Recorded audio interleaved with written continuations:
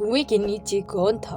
गांव का नाम था भैरवपुर। नक्शे में ढूंढो तो शायद नाम भी न मिले, लेकिन उस गांव की एक चीज पूरे इलाके में मशहूर थी, पुराना कुआं। लोग कहते थे उस कुएं में पानी नहीं, किसी की सांसें भरी है। दिन में सब सामान्य लगता, बच्चे खेलते, औरतें पानी भरती, बूढ़े चौपाल पे बैठे बीड़ी फूकते, लेकिन रात होते ही कोई उस कुएं के पास नहीं जाता। खास तौर पर रात 12 बजे, ठीक 12 बजे कुएं के अंदर से छप छप जैसी कोई गीली जमीन नंगे पांव चल रहा हो, और फिर एक धीमी आवाज, पानी मुझे दे दो। अजय शहर से आया था, पत्रकार था, ऐसा पत्रकार जिसे डरावनी कहानियों पर भरोसा नहीं, सिर्फ सबूत पर यकीन था। उसे खबर मिली थी भैरवपुर में हर साल 3 लोग गायब हो जाते हैं और आखिरी बार उन्हें कुएं के पास देखा गया था। गाँव पहुँचा तो सबसे पहले पंचायत में गया। ये सब अफवाहें हैं, सरपंच ने कहा पसीना पोंछते हुए। कुआं पुराना है, लोग डर जाते हैं। अजय ने मुस्कुराकर पूछा, तो फिर उस कुएं को बंद क्यों नहीं करते? पूरा कमरा चुप हो गया। एक बूढ़ा बोला, कुएं को बंद नहीं करते बेटा, कुआं हमसे नाराज हो जाएगा। अजय ने तय किया वो उसी कुएं के पास रात बिताएगा। गाँव वालों ने मना किया। एक औरत रोते हुए बोली, मेरे पति को भी मत जाने देना था, वो भी पत्रकार था। अजय का दिल जरा कांपा, लेकिन पीछे हटना उसके स्वभाव में नहीं था। रात 11:55, पूरा गांव जैसे सांसें रोके बैठा हो। हवा भी थम गई थी। अजय कुएं के पास खड़ा था, रिकॉर्ड ऑन,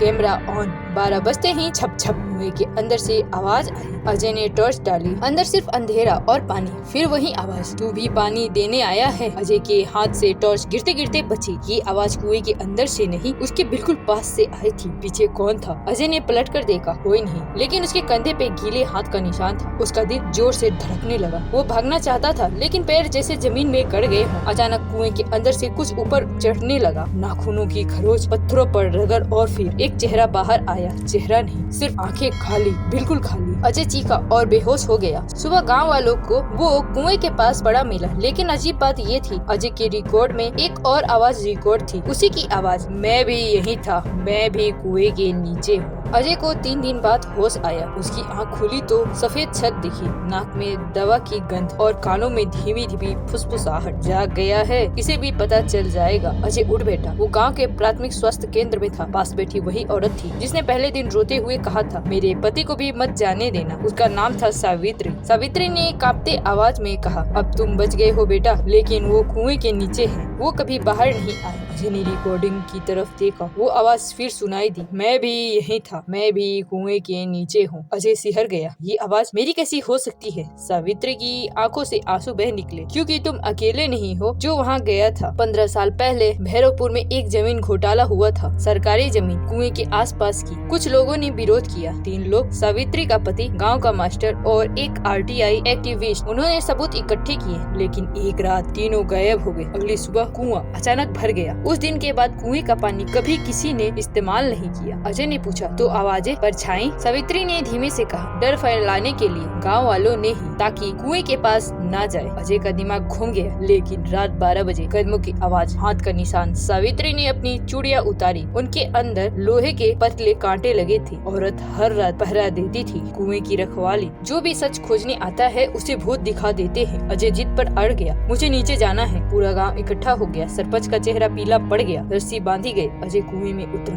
नीचे पानी नहीं था, सिर्फ हड्डियां, 3 इंसानों की, और दीवार पर नाखूनों से लिखा हुआ, सच कभी नहीं मरता। अजय रो पड़ा। अजय ने रिपोर्ट छाप दी, नाम, तस्वीरें, सबूत। सरपंच और 2 बड़े लोग गिरफ्तार हुए। गांव में पहली बार कुएं से पानी निकाला गया। रात 12 बजे अजय जाने की तैयारी कर रहा था। अचानक रिकॉर्ड अपने आप ऑन हो गया। इस बार आवाज साफ थी, 3 आवाजें, अब हम आजाद हैं। अजय ने कुएं की तरफ देखा। हवा चली, पानी की सतह हिली, और पहली बार कुएं से डर नहीं, सुकून महसूस हुआ।